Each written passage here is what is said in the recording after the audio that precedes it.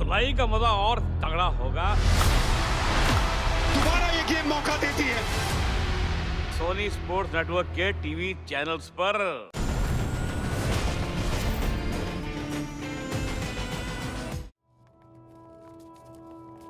एक मिनट कृतिका, हम भी तो देखें क्या बना रही हो भाई तुम। अरे वाह, सर स्केच बना रही थी, सोचा थोड़ी प्रैक्टिस कर लूं। वो हमारे फोरेंसिक वाले अंकल, मेरा मतलब है फोरेंसिक वाली टीम आजकल वैसे भी बहुत बिजी रहती है। अच्छा, ये सस्पेक्ट है या कार्टून कैरेक्टर? ये तो कोई बिना नाक वाला आदमी लग रहा है। आप लोग को ना क्या चल रहा है? इनका आर्ट सर। अच्छा, कहाँ है आर्ट? सर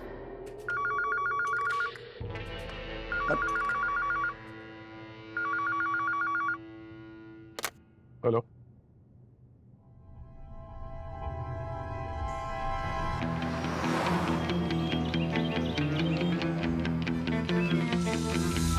सर, विक्टिम का नाम है Dhiren, famous industrialist DK industries का मालिक। सर, आज सुबह जब ये हॉस्पिटल से डिस्चार्ज हुआ था तो एकदम ठीक था, लेकिन रास्ते में इसकी मौत हो गई। कल रात को अपना 50th बर्थडे सेलिब्रेट करके ये हॉस्पिटल में एडमिट हुए थे।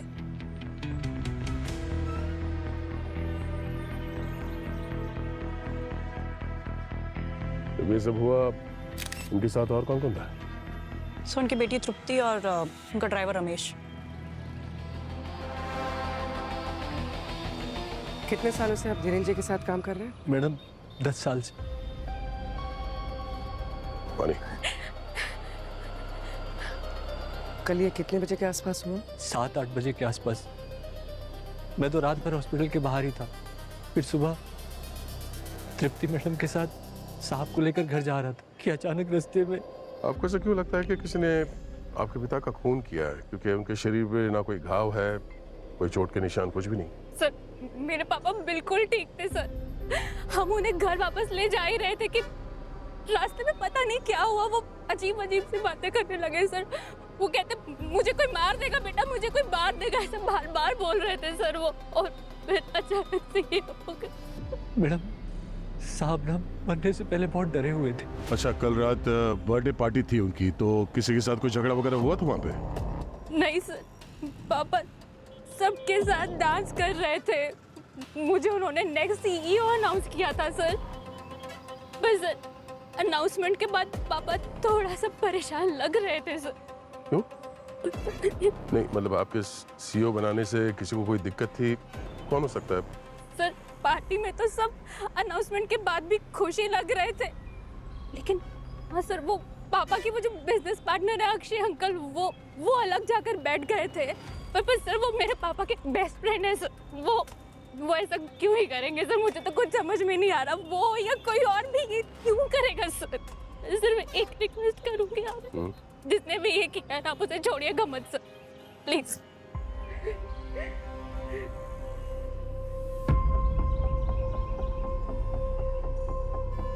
सर, मैं ये धीरेन की कॉल डिटेल्स निकलवाती हूँ। इस अक्षय से भी मिलना पड़ेगा। मैंने रोड के आसपास की सारी फुटेज चेक की, लेकिन कहीं कुछ नहीं मिला।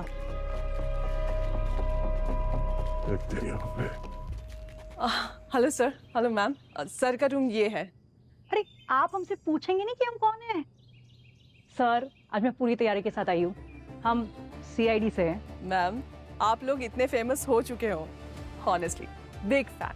आप मेरी फैन हैं? Thank you so much. Sir की। Thank you.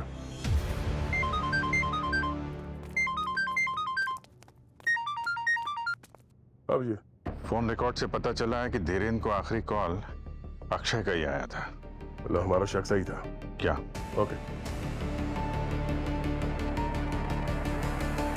नहीं, तुम टेंशन मत लो, मैं देखता हूँ, मैं कुछ करता हूँ। 1 मिनट, मैं कॉल करता हूँ। Yes sir. कल रात धीरेन को कॉल क्यों किया था तुमने? सर, उसकी तबीयत पूछने के लिए। जब मुझे पता चला कि धीरेन घर में बेहोश हो गया है, तो उसका हालचाल जानने के लिए मैंने कॉल किया था। बड़ी फिक्र हो रही है तुम्हें, जबकि धीरेन ने तो बिजनेस बेटे के नाम कर दिया था। और इस बात को लेकर तुम्हें गुस्सा तो नहीं आया? और हो सकता है गुस्से में आके। नहीं सर, धीरेन मेरे बड़े भाई जैसा था। माना कि बिजनेस उसका था, लेकिन मैंने कंपनी को 20 साल दिए हुए हैं। अचानक से धीरेन ने पार्टी में तृप्ति को सीईओ अनाउंस कर दिया, जबकि दोनों में बिल्कुल नहीं जमती थी। धीरेन की वाइफ की डेथ के बाद तृप्ति यूएस चली गई थी, फिर अचानक से उसे सीईओ बनाना मेरी कुछ समझ में नहीं आया। मैंने तो उनको ऑफिस में बहस करते हुए भी देखा था। और किस बात को लेके बहस हो रही थी आपस में? सर मैं दूर खड़ा था इसलिए सुनाई नहीं दिया, लेकिन कुछ बिजनेस रिलेटेड था। लगता है तृप्ति सीईओ बनने के लिए धीरेन पर प्रेशर डाल रही थी। और आप नहीं चाहते थे कि तृप्ति सीईओ बने, राइट? नहीं सर, ये आप क्या कह रहे हैं? देखिए मेरा यकीन कीजिए, मैं सच कह रहा हूँ। धीरेन मेरा बहुत अच्छा दोस्त था। हाँ, तृप्ति के सीईओ बनने से मैं नाराज जरूर था, लेकिन धीरेन के साथ ऐसा कुछ करने का मैं कभी सोच भी नहीं सकता था। मर्डर की रात आप कहाँ थे? रात में मैं क्लब में ही था, सुबह घर गया। आप चाहें तो वहां के स्टाफ से पता कर सकते हैं। पता तो हम कर ही लेंगे, लेकिन आप शहर छोड़कर कहीं नहीं जाएंगे, समझे? जी सर।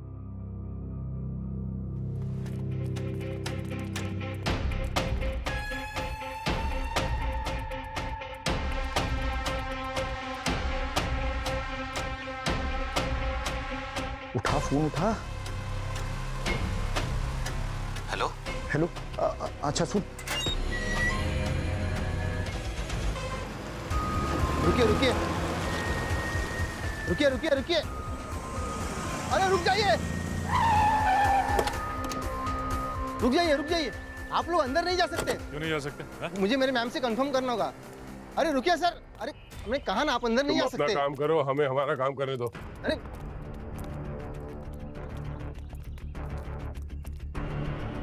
सर, कुछ पता चला कि खूनी कौन है? हाँ, पता चल जाएगा। खूनी शायद हमारी आंखों के सामने ही है। आपने हमें बताया नहीं कि आप और धीरेन के बीच ऑफिस में बहस हुई थी। किस बात को लेकर हुई थी बहस? मुंह बंद रखने से काम नहीं चलेगा, बोलना पड़ेगा। अक्षय ने हमें सब कुछ बता दिया है। अक्षय अंकल तो चाहते ही नहीं थे कि मैं सीईओ बनूं। नफरत करते हैं वो मुझसे, इसीलिए तो मेरे और पापा की पर्सनल बातें बता दी उन्होंने आपसे। अच्छा, तुम्हें क्या लगा वो हमें नहीं बताते? तुम्हें पता नहीं चलता? जो पूछ रहे हैं ना, चुपचाप उसका जवाब दो। तुम और तुम्हारे पापा के बीच में आपस में बनती तो नहीं थी, तो इतना अचानक ये प्यार क्यों?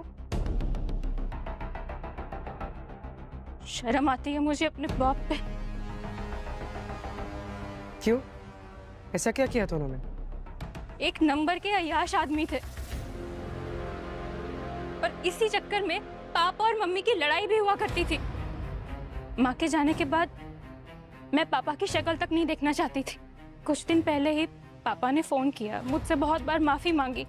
मुझे एहसास हो गया कि शायद वो अकेले पड़ गए हैं, उन्हें मेरी जरूरत है, बस इसीलिए मैंने उन्हें माफ कर दिया सर। लेकिन उनका चक्कर उसके बाद भी चलता रहा, और ये बात आपको बर्दाश्त नहीं हुई, आपने खून कर दिया उनका। सर, एक बाप कितना भी बुरा क्यों ना हो, एक बेटी ऐसा कभी नहीं करेगी। मैं चाहती थी कि उनको उनके कर्मों की सजा जरूर मिले, पर मैं ऐसा क्यों करूंगी सर?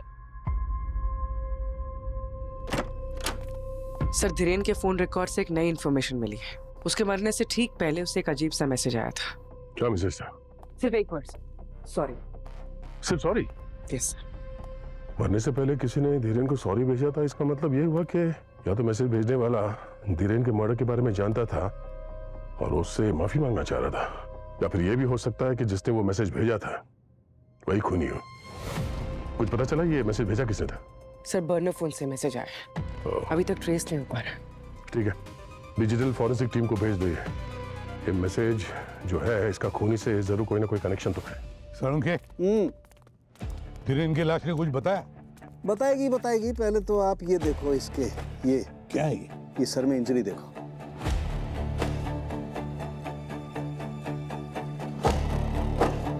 मामूली सी चोट लगती है, शायद गिरने विरने की वजह से लगी होगी। लेकिन इस मामूली चोट ने ही कांड कर दिया। इसकी वजह से इसे ब्रेन हेमरेज हो गया। Brain haemorrhage? और सर, हॉस्पिटल वालों ने इन्हें ऑल ओके बोल के डिस्चार्ज कर दिया था, तो फिर अचानक ये ब्रेन हेमरेज कैसे? हॉस्पिटल वाले भी ठीक कर रहे हैं। कई बार क्या होता है कि ब्लड क्लॉटिंग स्कैनिंग में दिखाई नहीं देती है। मुझे लगता है कोई इंटरनल ब्लीडिंग हुई होगी जिसकी वजह से हेमरेज हुआ है। सड़ुंखे, इंटरनल ब्लीडिंग हुई क्यों? ये अभी पता नहीं लगा है, पता लगाना पड़ेगा। आप बोल रहे हैं ना ये छोटी चोट से भी हो सकता है। तो जब ये घर पे मिले थे ये बेहोश थे सर, जब इनको हॉस्पिटल ले जाया गया तो शायद बेहोशी इंटरनल ब्लीडिंग की वजह से हुई हो। और क्या पता ये चोट इन्हें खुद लगी है या जानबूझ के पहुंचाई गई है। अगर ये चोट किसी ने पहुंचाई है तो किसने पहुंचाई होगी चोट? सर धीरेन जी के साथ जो कुछ भी हुआ है उस पार्टी में ही हुआ होगा। एग्जैक्टली पता लगाना पड़ेगा पार्टी में कौन कौन मौजूद थे और क्या हुआ था उस पार्टी में।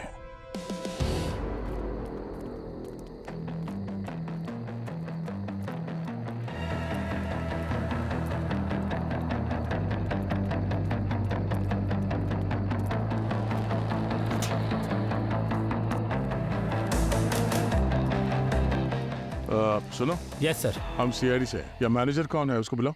जी सर। सुरेंद्र सर। बोलो। सीआईडी वाले आपसे मिलने आए हैं। जी सर बताइए। धीरेन की पार्टी में यहाँ पे जितने भी लोग थे तुम्हारे स्टाफ में, सर्विस स्टाफ में, क्लीनिंग वेटर, उन सबको यहाँ पे बुलाओ। ओके सर, बुलाओ सबको। ठीक है सर। Kritika, Yes, sir. ये जो सीसीटीवी कैमरा है इनके फुटेज चेक करो। सर्वर रूम का है? वो लास्ट रूम है यहाँ से।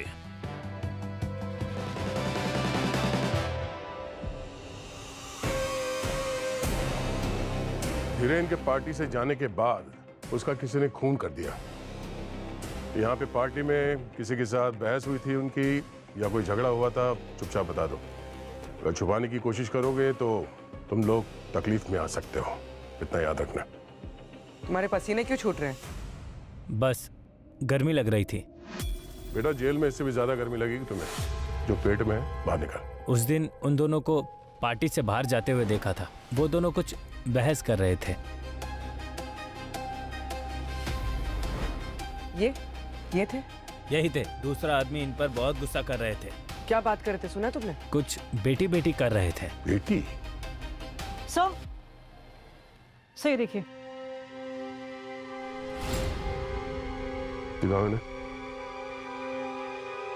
हाँ यही थे। ये दोनों के बीच काफी गर्मा गर्मी हो रही थी और हाथापाई भी हुई थी। बुलाओ इसे ब्यूरो में। तुम्हारी धीरेन के साथ हाथापाई हुई थी या नहीं? हाँ। तो बता क्यों नहीं? मैं डर गया था, आप लोग सीआईडी है, अगर ये बात नहीं छुपाता तो आप सब मुझ पर ही शक करते। शक नहीं, अब पूरा यकीन हो गया है कि धीरेन को तुमने ही मारा है। नहीं सर, मैं ऐसा नहीं कर सकता हूँ। बस मेरी धीरेन के साथ पार्टी में लड़ाई हुई थी। किस बात को लेकर लड़ाई हुई थी तुम्हारी? वो मैं आपको नहीं बता सकता। नहीं बता सकते मतलब? क्यों नहीं बता सकते? क्योंकि वो पर्सनल है। ओ हेलो मिस्टर अक्षय, अभी अगर दया सर पूछेंगे ना तो पिछले जन्मों की बातें भी बोलने लगोगे। जो पूछ रहे चुपचाप बताओ। सर धीरेन मेरे भाई जैसा था, वो मेरा बहुत अच्छा दोस्त भी था, लेकिन वो एक अच्छा पति नहीं था। उसके बहुत सारे अफेयर्स हुए थे और इन्हीं अफेयर्स की वजह से धीरेन और उसकी वाइफ में लड़ाई होती रहती थी। वाइफ की डेथ के बाद तो हाल बहुत बुरा हो गया। मैं हर बार उसे कवर करता था, लेकिन इस बार मैटर कंपनी का था। कंपनी का मैटर? क्या? उसका मेरी असिस्टेंट कनिका के साथ अफेयर था। Hello sir. Hello ma'am. Sir का रूम ये है।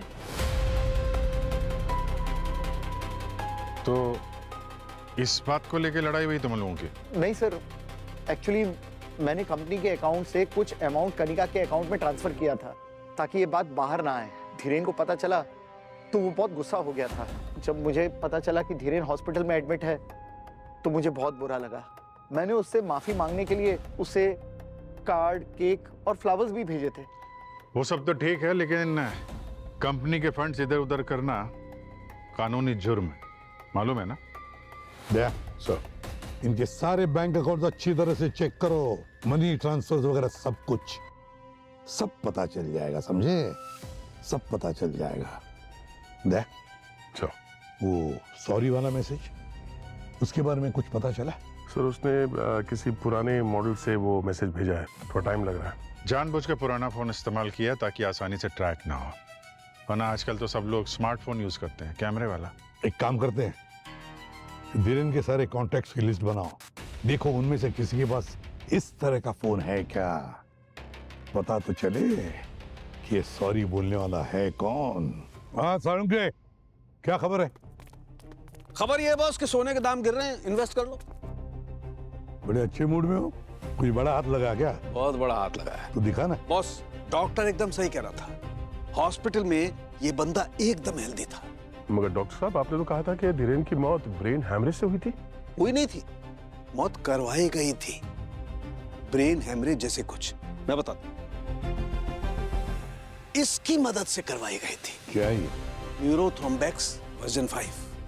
परसों की कड़ी मेहनत और मेडिकल रिसर्च से इसे बनाया गया है। सिर्फ 2 बूंद काफी है इसकी, किसी भी इंसान की जिंदगी लेने के लिए। ऐसा क्या करता है केमिकल? सचिन, ये पूछो क्या नहीं करता है, मैं बताता हूं। यहाँ आइए, ये देखो, ये किसी भी इंसान की ब्लड वेसल्स को कमजोर कर देता है और उससे ब्लड क्लॉटिंग शुरू हो जाती है, ठीक वैसे ही जैसे किसी के ब्रेन हेमरेज के वक्त होती है। तो किसी ने जानबूझ के धीरेन को ये ड्रग दिया था? बिल्कुल। ये देखो, ये जो न्यूरोटॉक्सिक कंपाउंड है, इसकी वजह से इसकी ब्लड क्लॉटिंग की एबिलिटी खत्म हो गई थी।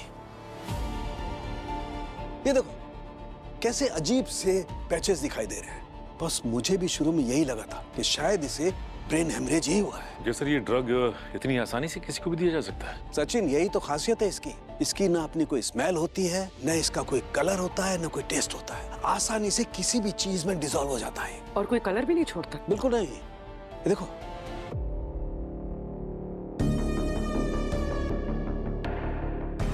हाँ यार, ये तो बिल्कुल पानी की जैसे है। हाँ, किसी भी चीज में डिसॉल्व हो जाता है। मतलब खूनी को मेडिसिन की अच्छी खासी नॉलेज होगी। इस ड्रग्स के बारे में वो पहले से जानता है। वैसे साउंड, एक बात बता, ये ड्रग, ये कंपाउंड न्यूरोथ्रोम्बेक्स 5 अपना असर करने के लिए कितना वक्त लेता है? 3 से 4 घंटे। 3 से 4 घंटे। और धीरेन की मौत कितने बजे हुई थी? सुबह के 7, सवा 7 बजे से। सर, हमने क्लब का सीसीटीवी चेक किया था। धीरेन 9 बजे से लेकर रात 1 बजे तक पार्टी कर रहा था। और सर 1:30 बजे इन्हें एडमिट किया गया था हॉस्पिटल में। धीरेन 9 बजे से 1 बजे तक पार्टी कर रहा था, फिर 1:30 बजे उसे हॉस्पिटल में एडमिट किया और फिर 7 बजे, सवा 7 बजे उसकी मौत हो गई। मतलब बीच के 3-4 घंटों में ही इस ड्रग ने अपना काम किया था। मतलब रात को 2 या 3 बजे से ड्रग दिया गया होगा। अक्षय कहाँ था उस वक्त? सर, क्लब के सीसीटीवी के हिसाब से अक्षय क्लब में ही था। सर लेकिन अक्षय तो पूरी रात अकेला था, अकेला पार्टी कर रहा था। सर, फिर कौन हो सकता है जिसने जहर दिया? वही पूर्वी, वही जो धीरेन के कमरे में गया था। पता लगाओ कौन गया था धीरेन के कमरे में, और फिर जो भी गया था उसके हाथ ये न्यूरोथ्रोम्बिक्स वर्जन 5 ड्रग लगा कैसे? सर, धीरेन के फैमिली और फ्रेंड्स में जितने लोगों ने बर्नर फोन्स खरीदे हैं, उनकी लिस्ट निकाली हमने। एक आदमी है जिसने 15 बर्नर फोन्स खरीदे हैं। कौन है वो? सर, धीरेन खुद। वो अपने स्टाफ को बर्नर फोन्स ही देता था। तो डिजिटल फॉरेंसिक को धीरेन के स्टाफ का फोन भिजवा देते हैं, पता तो चले कि ये सॉरी मैसेज भेजा किसने था। आइए सर। ये रही उस रात की फुटेजेस। लेकर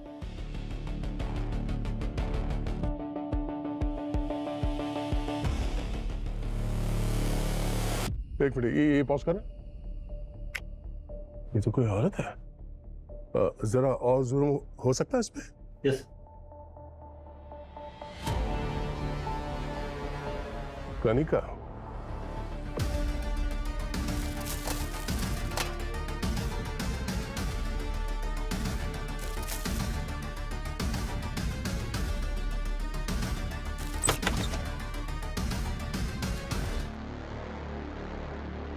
ये धीरेन के रूम में आप दोनों की ड्यूटी थी? जी सर। जी सर। आपने किसी को भी धीरेन को कुछ अलग से खिलाते हुए देखा? नो सर, डॉक्टर ने सर को कुछ प्रिस्क्राइब किया नहीं था और हमने भी अपनी तरफ से कुछ नहीं खिलाया। अच्छा, तो फिर जहर किसने खिलाया? जहर? जी हाँ, जहर। धीरेन की मौत जहर की वजह से हुई थी। उसे किसी ने जहर दिया था हॉस्पिटल में। आपने किसी को देखा इन्हें कुछ अलग से खिलाते हुए या फिर बाहर से कुछ मंगाया गया हो? हाँ सर, एक पार्सल आया था केक का, साथ में कार्ड और फ्लावर्स भी थे, लेकिन तृप्ति मैम ने तो सिर्फ फेंकवा दिया था डस्टबिन में। सर कहीं वो जहर उस केक में तो नहीं था? ये केक कहाँ फेंका आप लोगों ने? सर हॉस्पिटल का सारा कचरा गार्बेज एरिया में फेंका जाता है। ठीक है, आप लोग जा सकते हैं। Thank you sir. एक काम करते हैं, हाँ सर। गार्बेज एरिया चेक करते हैं।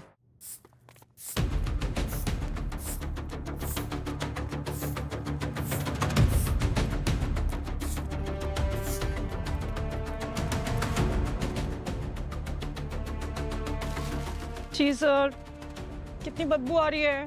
जब कचरा है तो बदबू तो आएगी। हाँ सर लेकिन मेरे पास इसका एक सोल्यूशन है। क्या कर रही हो ये? सर मैं परफ्यूम लेकर आई हूँ घर से। मुझे पता था आज कचरे में जाना होगा, और वैसे भी इस पूरी दुनिया में ना हम सीआईडी वालों के बारे में कोई नहीं सोचता। इंटरेस्टिंग।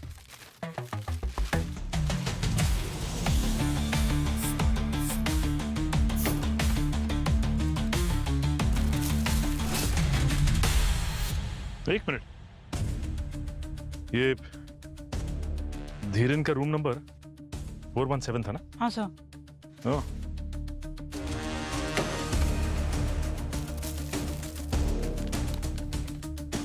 Birthday cake?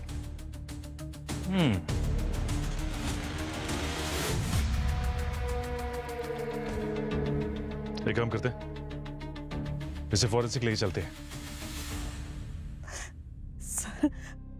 सर मैंने कुछ नहीं किया। I really love Dhiren. वो तो अपनी बर्थडे पार्टी में तृप्ति को हमारे बारे में पता नहीं वाला था। फॉर इन्फॉर्मेशन मैं आपको बता दूं कि उसने ऐसे 4-5 और लोगों को ही बोला है। और जब उसने तृप्ति को तुम्हारे बारे में नहीं बताया, तुमने उसका खून कर दिया। नहीं, ऐसा क्यों कह रही है? क्या कर रही थी तुम उस रूम में? मैं बस मिलने गई थी।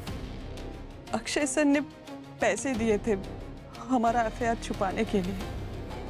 मैंने वो पैसे भी लौटा दिए थे। सर मैंने कुछ नहीं किया है सर, मैं सच में कुछ नहीं किया है। सुनूंगा सर। हाँ सर। हाँ दया, मुबारक हो। किस बात के लिए सर? अरे भाई, जहर मिलने की खुशी में वो केक जो तुम लोगों ने भेजा था ना, दोस्त, जहर उस केक में नहीं था। तो इसमें खुशी की क्या बात है? अरे सुन तो लो पूरी बात यार। जहर केक में नहीं था, लेकिन जहर केक वाले बॉक्स में था। जहर केक में नहीं, केक बॉक्स में था। अब ये क्या चक्कर है सर? कि ऐसा तो नहीं कि जिसने भी वो केक वहां पे दिया था, हाँ, जहर उसके हाथ में हो जिसकी वजह से वो बॉक्स में लग गया? There you are, right. ठीक है सर, थैंक यू। सर वो नर्स भी बता रही थी कि केक खुला डिलीवर हुआ था, इसलिए तृप्ति ने वो केक डस्टबिन में फेंक दिया था। पूर्वी, पता करो ये केक जहां से भी डिलीवर हुआ था वो बॉक्स खुला क्यों था?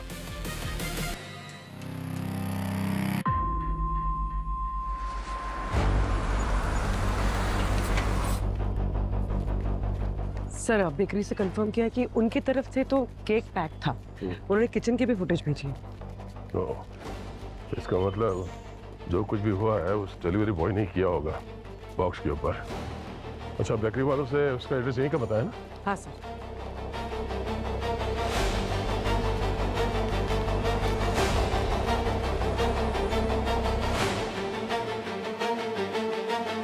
ए, ए,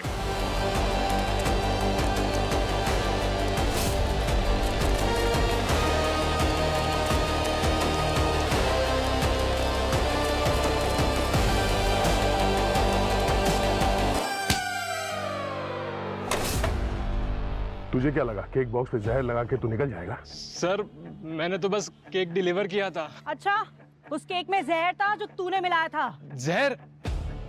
सर मैंने जहर नहीं मिलाया सर। तो फिर भागा क्यों? सर वो मैंने केक में से एक पीस खा लिया था सर। दिन रात डिलीवरी करते करते भूख लग गई थी। मैं डर गया था सर कि अगर पकड़ा गया तो मेरी नौकरी चली जाती, इसलिए मैं भागा सर। सर धीरेन को किसी ने 2 से 3 बजे के बीच में जहर दिया था।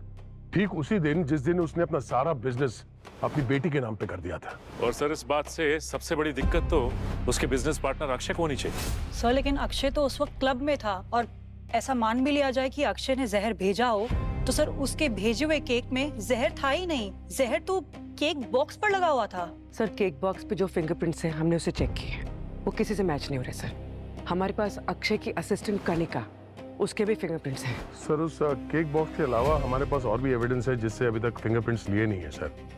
वो बॉटल सिरिंज इतनी बुरी तरह से टैम्पर्ड है तो स्कैन करना थोड़ा मुश्किल हो रहा है। हो सकता है उसे कुछ मिल जाए। ये जो भी कोई है पहले जहर भेजता है और फिर सॉरी का मैसेज भी भेज देता है। बहुत शातिर समझता है अपने आप को, मगर उसे ये पता नहीं कि सीआईडी के चंगुल से कोई अब तक बचा नहीं है। पूर्वी, पता चला वो सॉरी मैसेज वाला फोन धीरेन के किस स्टाफ मेंबर का है? सर सॉरी वाला मैसेज तो स्टाफ में से किसी ने नहीं भेजा है, लेकिन इंस्पेक्शन के लिए जब हमने सारे लोगों के फोन्स लिए, सिर्फ इस रमेश ने, धीरेन के ड्राइवर ने, इसने अपना फोन नहीं दिया। ये वही ड्राइवर है ना जो खून के वक्त धीरेन के साथ था गाड़ी में? हाँ सर। तो फिर दया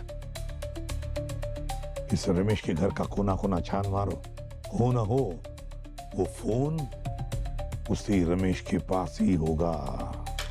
तुमने अपना फोन क्यों नहीं दिया था? साहब मेरा फोन पहले ही चोरी हो चुका था। अच्छा, पुलिस में कंप्लेंट लिखवाई थी? हाँ साहब, उसकी रिपोर्ट भी है मेरे पास।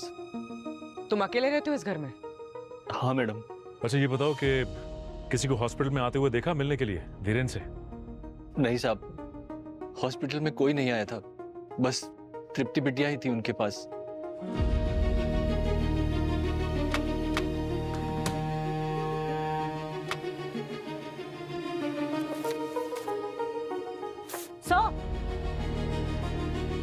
कृतिका, सर देखिए एक्सरे और ये मेडिकल रिपोर्ट।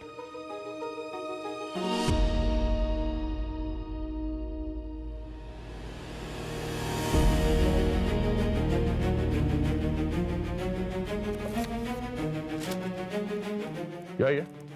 हाँ? इतने सारे महंगे कपड़े, ये धीरेन की वाइफ के मेडिकल रिपोर्ट तुम्हारे घर में क्या कर रहे हैं? ये कपड़े कहीं धीरेन की वाइफ की तो नहीं? तुम्हारे पास कहां से आए? हाँ? साहब मैंने कुछ नहीं किया साहब, आप मेरा यकीन मानिए, मैं धीरेन साहब के यहाँ बहुत सालों से काम करता हूँ साहब। हमारे साहब की और मैडम की बिल्कुल नहीं बनती थी। हमारे साहब के बाहर बहुत सारी लड़कियों से बहुत सारे चक्कर चलते रहते थे। मैडम के जाने के बाद मैं उनका कुछ सामान यहाँ लेकर आया था, क्योंकि मुझे पूरा शक था कि मैडम की मौत में धीरेन साहब का हाथ है। अगर तुम्हें शक था कि धीरेन ने अपनी वाइफ को मारा है तो तुमने पुलिस को क्यों नहीं बताया? साहब हिम्मत नहीं जुटा पाया। मैंने सोचा था इस बार जब तृप्ति बिटिया आएंगी तो ये सब सामान उन्हें दे दूंगा, पर उससे पहले ही साहब ये देखो। और भाई साहब ये भी देखो। ये भी मतलब ये तो दोनों एक ही है ना? नहीं है, दोनों सेम नहीं है, दिखते सेम है, लेकिन ये स्कैन दो अलग अलग लोगों के हैं। ये वाला जो है ये धीरेन का है, ये वाला धीरेन का नहीं है, धीरेन की पत्नी का। क्या बात कर रहे सर उनकी? मतलब सर जिस ड्रग से धीरेन की वाइफ का खून हुआ है उसी ड्रग से ये धीरेन भी मरा है? एग्जैक्टली।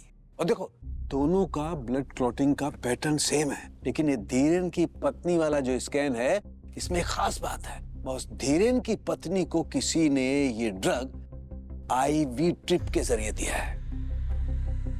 Ivy drip? हाँ, मैंने बताया ना तुम, इस ड्रग का कोई अपना कलर नहीं होता है, पानी जैसा होता है। तो बस आसान सी बात है, किसी ने आईवी ड्रिप में इंजेक्ट कर दिया और खेल खत्म। मतलब 4 साल के बीच में 2 खून हुए और दोनों खून का तरीका एक ही है।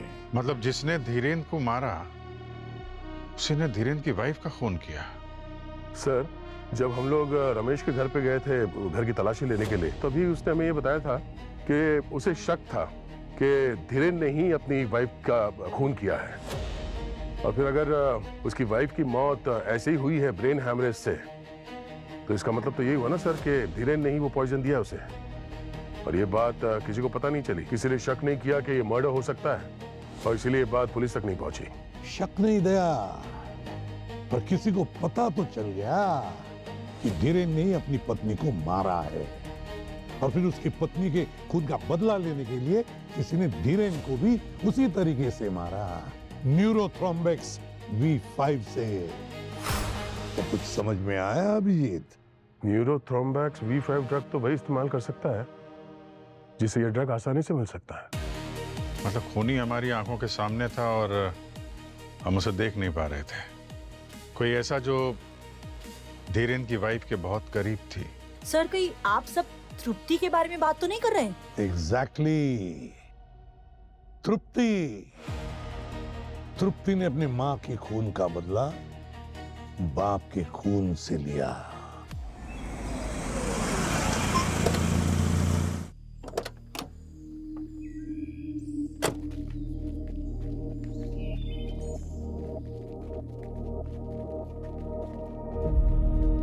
तृप्ति,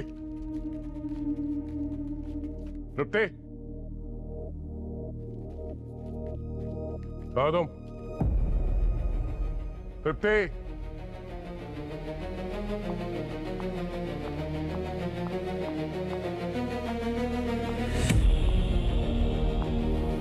तुमने अपनी माँ की मौत का बदला लेने के लिए अपने बाप को ही मार दिया।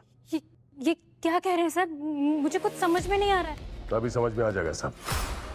घर की तलाशी लो अच्छी से। सर मेरी माँ तो ब्रेन हैमरेज से मरी थी।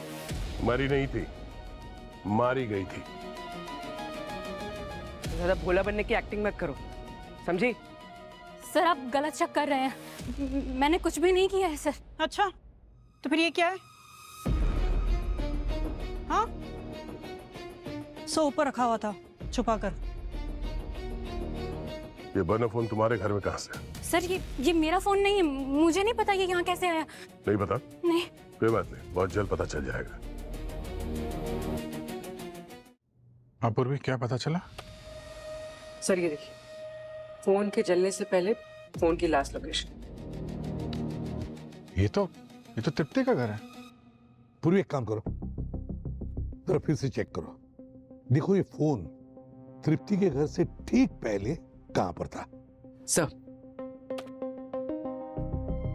सर ये फोन तृप्ति के घर से ठीक पहले रमेश के घर में था। तो रमेश ने तो रिपोर्ट लिखवाई थी ना कि उसका फोन चोरी हो गया है। पर ये लोकेशन किस दिन का है? डेट देखो। 27 अक्टूबर। और रमेश ने फोन चोरी होने की कंप्लेंट कब लिखवाई थी? सर 26 को। 26 अक्टूबर को फोन चोरी होने की कंप्लेंट लिखवाता है रमेश, मगर 27 तारीख को बिल्कुल दूसरे दिन फोन उसी के घर में मिलता है। तो इस रमेश ने तृप्ति को फंसाने के लिए उसके घर में फोन रखा था। और वो ऐसा करेगा क्यों? बॉस। हाँ बॉस, ये सिरिंज आईवी की स्कैन रिपोर्ट आ गई है। तो क्या तृप्ति के फिंगरप्रिंट के साथ मैच होती है? तृप्ति से तो छोड़ो बॉस, कनिका, रमेश, अक्षय किसी से भी मैच नहीं होते। अरे पर सवाल तो अब भी वही है कि भले रमेश ने फोन उसके घर में छुपाया था, लेकिन जहर किसने मिलाया? देखो एक बात ध्यान रखो, ये जो ड्रग है ना बॉस, ये आसानी से नहीं मिल सकती है। ये हॉस्पिटल में भी, आईसीयू में, इमरजेंसी में ही मिल सकती है। ओह, तो अगर ये ड्रग इतना स्पेशल है तो फिर ये ड्रग हॉस्पिटल में काम करने वाले को ही मिल सकता है। और ये हॉस्पिटल में जो भी काम कर रहा है उसने ये ड्रग न्यूरोथ्रोम्बिक्स V5 हॉस्पिटल के स्टोरेज रूम में से ही छुड़ाया है।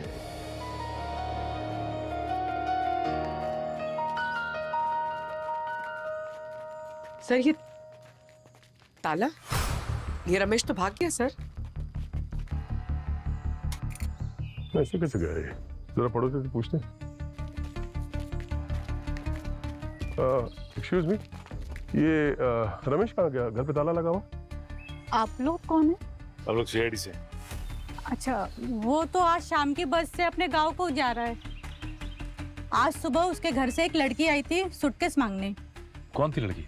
उसके साथ कोई लड़की रहती तो है, पर रमेश ज्यादा किसी से मतलब नहीं रखता है, इसलिए हमने भी कभी पूछा नहीं कि कौन लड़की है, क्या लगती है। वैसे कुछ किया है क्या रमेश ने? वही पता कर रहे हैं। ये हॉस्पिटल का जो स्टोर रूम है उसमें जो एंट्री और एग्जिट है उसका पूरा रिकॉर्ड चाहिए मुझे। जिस तरह धीरेन को यहाँ पे एडमिट किया था उस टाइम का निकालना।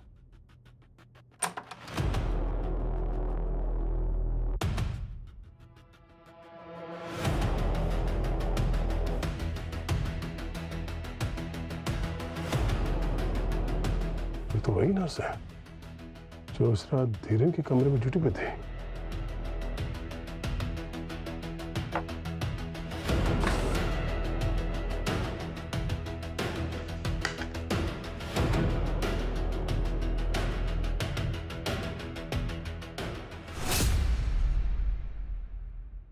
धन्या सर, हॉस्पिटल का सारा कचरा गार्बेज एरिया में फेंका जाता है। ठीक है, आप लोग जा सकते हैं।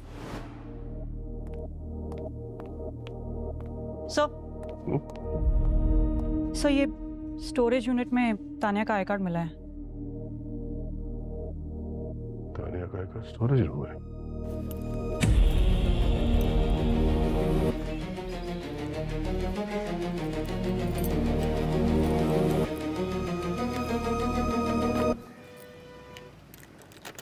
रुको, अरे ये क्या बदतमीजी है, चाबी दीजिए। तुम्हारे हॉस्पिटल का एक्सेस कार्ड कहाँ है तानिया? सर वो कहीं खो गया था। खो गया था या स्टोरेज रूम में से ड्रग्स चुराते वक्त गलती से वहां पे रह गया था? सर आप क्या कह रहे हैं, मेरी कुछ समझ नहीं आ रहा है। पर हमारी समझ में सब कुछ आ रहा है। क्यों मारा तुमने धीरेन को? मैं क्यों मारूंगी धीरेन को? और मुझे क्या मिलेगा उसकी मौत से? वो तो हम पता लगा ही लेंगे। सर हाँ?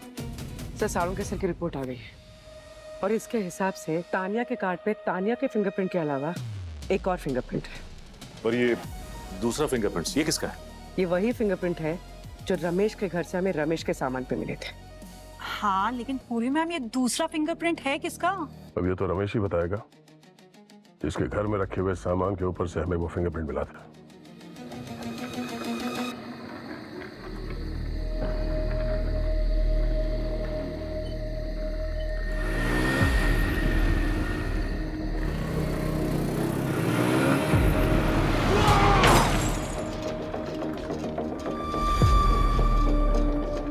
पता नहीं क्या चल रहा है आजकल। अभी कुछ दिन पहले इसके मालिक धीरेन की मौत हुई और अब ड्राइवर रमेश की भी।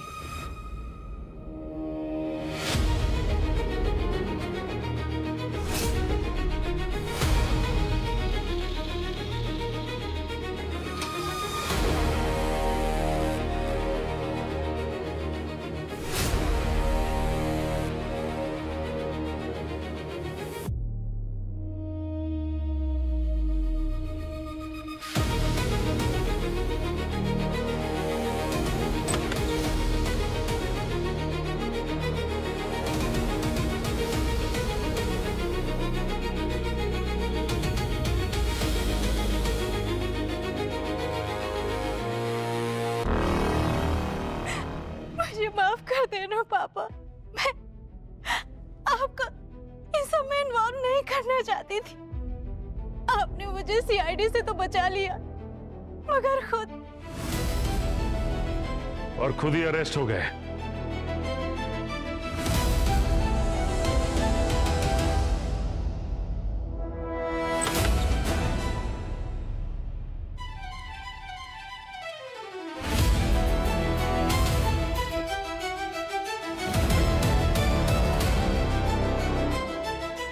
तुमने तानिया का आई कार्ड लेकर हॉस्पिटल से ड्रग्स चुराया और फिर चुपके से उसे धीरेन के आईवी में मिला दिया जो तुम्हारे असली पापा थे।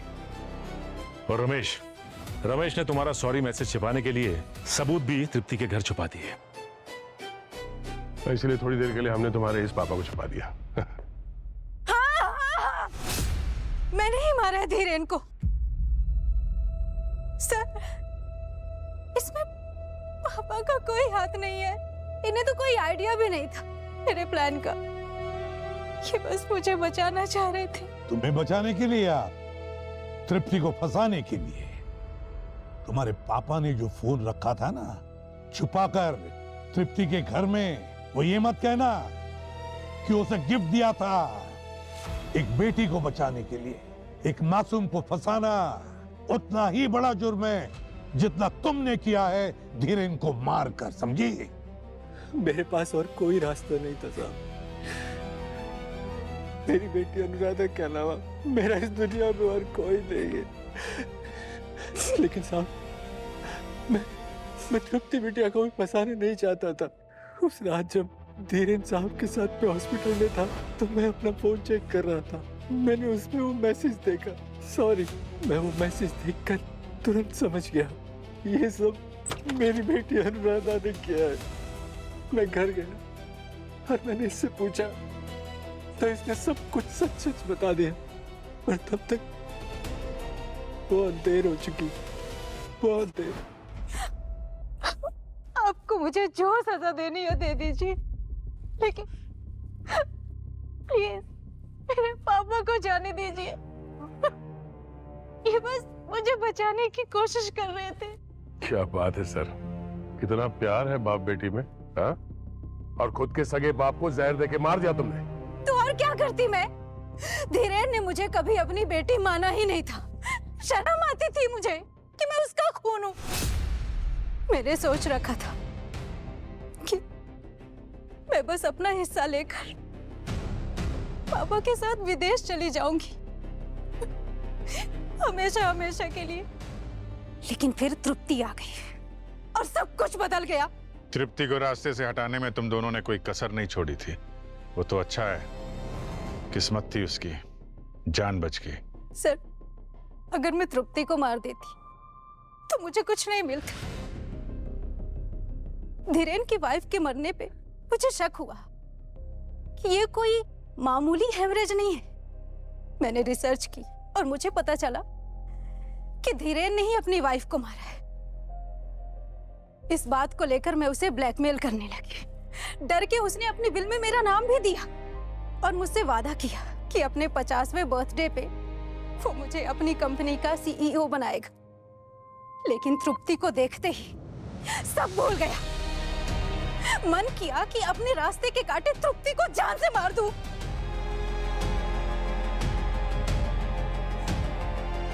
लेकिन फिर मेरे हाथ में कुछ नहीं आता। और अगर धीरेन मारा जाता है तो सारी प्रॉपर्टी उसकी तुम्हारे नाम हो जाती है। हाँ, एक को ऊपर भेज दिया और दूसरे को जेल भेजने ही वाली थी कि फिर आप लोग आ गए। जहाँ पे जुर्म होता है ना, CID वहां पे समय पे पहुंच ही जाती है। धीरेन तुम्हारा बाप, उसे बाप मानने में तुम्हें शर्म आती थी, मगर उसकी प्रॉपर्टी चाहिए थी। वाह वाह अनुराधा, मान लिया कि धीरेन ने जो कुछ भी किया गलत किया, मगर तुमने भी धीरेन को मारकर कोई सही नहीं किया। बहुत बड़ा जुर्म किया है तुमने, खून का जुर्म है तुम पर, समझी? अब जेल की सलाखों के पीछे दोनों चक्की पीसते बैठना जिंदगी भर। ले जाओ इन्हें। चलिए चलिए।